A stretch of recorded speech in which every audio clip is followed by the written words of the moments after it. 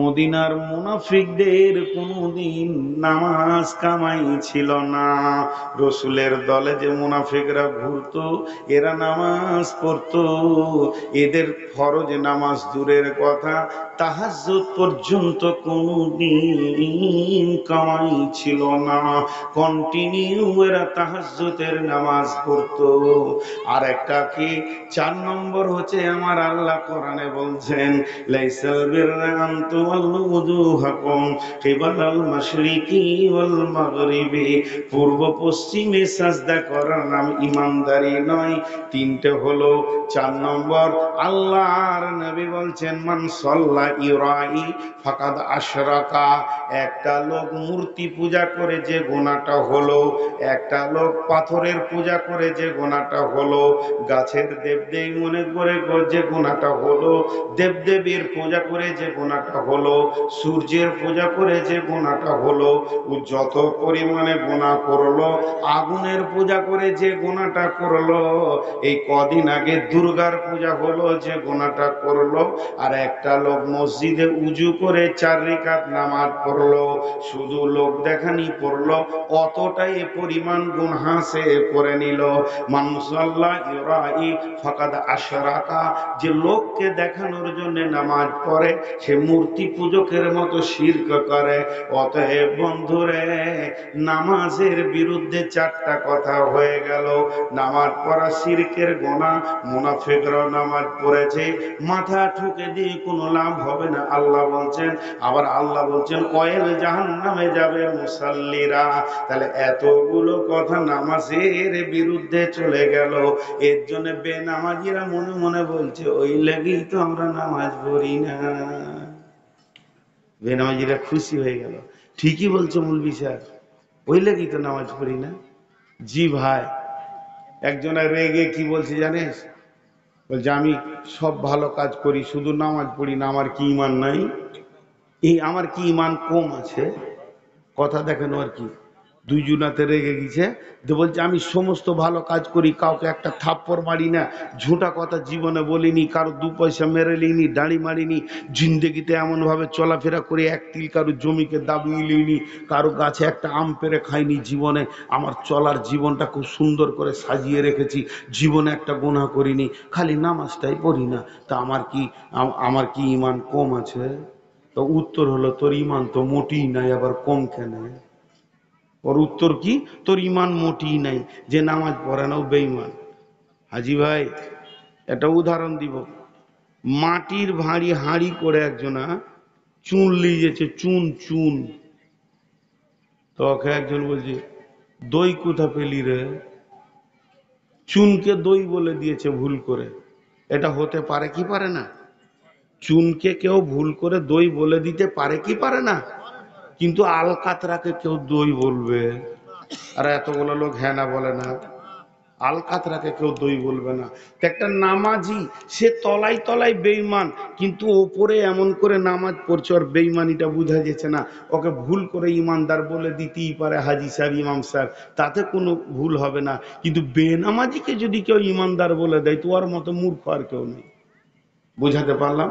ই তো আলকাতরা মাল, এ গ্রুপই আসবে না। তো আল্লাহ বলছে যে তোরা সাবধান হয়ে যা। একটা কথা বললে আপনার বুঝে আসবে না, আমারও প্রথম বুঝে আসেনি। আপনি যেমন আপনি বায়ান শুনছেন, আমি কি শুনি না?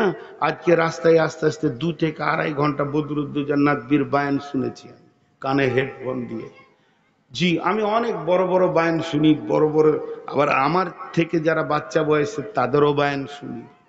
কোথা কি হেদায়েতের জ্ঞান লুকানো আছে, বইও পড়ি, বায়ান শুনি। তো আমি একদিন বায়ান শুনছিলাম আমাদের কলকাতায়, না বর্ধমানে। তা ওই বক্তা বলছে যে আমাদের যুগে মুসলমান বেশি, মুসাল্লি কম। মুসলমান বেশি, মুসাল্লি কম। কথাটা ঠিক না ভুল? ঠিক। আর রসুলের যুগে মুসলমান কম ছিল, মুসাল্লি বেশি ছিল। এইটাই হিসাব কুলাইতে পারছিলাম না আমি। রসুলের যুগে মুসলমান কম ছিল, মুসাল্লি। আরে লে মজা, মুসলমান যদি 100টা হয় তা আজান দিলে ওই 100টাই আসবে। হিন্দু কি মসজিদ ঢুকছে ছিল, পরে যখন ও ব্যাখ্যা করলো যে মুনাফেকরাও মসজিদ ঢুকতো, ওটি তো মুসলমান নয়, মুনাফিককে কেন মুসলমান বলবো, ওর বাইনটা ছিল মুনাফিক। তো আজকে আমাদের এক এই মুলাবাড়ি না গ্রামের নাম, আহা মুলাই বাড়ি, কে যে নামটা রেখেছিল হাইরে, ওকে দেখলে চুমা খেতাম গো, মরে গেছে না বেঁচে আছে আল্লাহ জানে। মুলাই বাড়ি আর কিছু পাই না, বেগুন বাড়ি বললো জানে খানিক শান্তি পেতাম সারা। মুলাইটাকে নিয়েছে এত কেন কাঁথাকাঁথি করছে। তো এই মুলাই বাড়ি, জি ভাই, গায়ে 2000 যাদের নামাজ ফরজ হয়ে গেছে 7 বছরের ঊর্ধ্বে মত পর্যন্ত যাদের জ্ঞান আছে, 2000 লোক আছে, নামাজ পড়ে 200। এটি চোপার জোর কত? বলো হাড় গায়ে মুসল্লি বেশি, তোদের কটা আছে? হবে না। এবার আল্লাহ বলছেন, যদি তুমি মুত্তাকি হতে চাও, তোমার মধ্যে 10খানা গুণ থাকতে হবে। যে লোকটার ভিতরে, যে মেয়েটার ভিতরে, ওরে আমার আম্মু, ও আমার খালা, ওরে আমার বেটি, ও আমার বোন, তোমার ভিতরে যদি 10টা গুণ থাকে, আর আল্লাহ বলছেন তুমি মুত্তাকি হয়ে গেছো। হে আমার বন্ধুবর, আমার বাবাজিরা, সুনানা লালেরা, আপনার আমার ভিতরে যদি 10খানা গুণ থাকে, তাহলে পৃথিবীর লোক যদি বেঈমান বলে বলবে, পৃথিবীর লোক যদি আপনাকে আমাকে তানা মারে তো মারবে, কিন্তু আমার রব বলছে আমি তোকে মুত্তাকি বলবো। এবং মুত্তাকির যে সম্মানটা আছে সেটা কিয়ামতের মাঠে পাবি, সেটা ফুলসেরাতের পাবি, সেটা জান্নাতে ওই মাকামে তোকে আমি পৌঁছিয়ে দিব, মুত্তাকিদের মাকামে তোর স্থান হয়ে যাবে। অতএব বন্ধুরে, ওই 10টা গুণ আপনার আমার ভিতরে আসতে হবে। এখন 10কে যদি 2 দিয়ে ভাগ করা হয়, ভাগে কটা পড়বে? 25টা। 10কে যদি 2 দিয়ে ভাগ করা হয়, এক একটা ভাগে কয়টা পড়বে? 5টা। এখানকার লোক মুখ খুলে না, আর বাংলাদেশের লোক মুখ বন্ধ করে না। ওদেরকে যদি বলা হয় যে একটু চুপ হে, শেষ দিকে একটু হই করবি, বলবেন না, অতি মাঝে 4বার করে চালাবো। তো এখানকার লোক মুখ খুলে না, আর ওরা মুখ বন্ধ করে না। একবার বলেন, 10কে যদি 2 দিয়ে ভাগ করা হয় কয়টা হবে? 5টা। 5টা হলো ঈমান, 5টা হলো আমাল।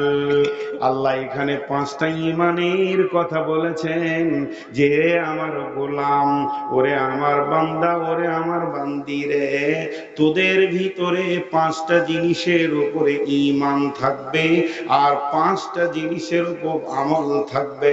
যখন এই 5 আর 5 10 মিলে যাবে, বিশ্বের লোক তোকে বেঈমান বললেও আমি আরশওয়ালা, লৌহ কালাম আলা, আমি রব তোকে মুত্তাকি বলবো। এই হাত দুটা যতই ভারী হোক, সাহাবীরা হাত তুলতেন, একবার আমার সঙ্গে হাত তুলেন, মুত্তাকি হব ইনশাআল্লাহ। হাত তোলেন ইনশাআল্লাহ।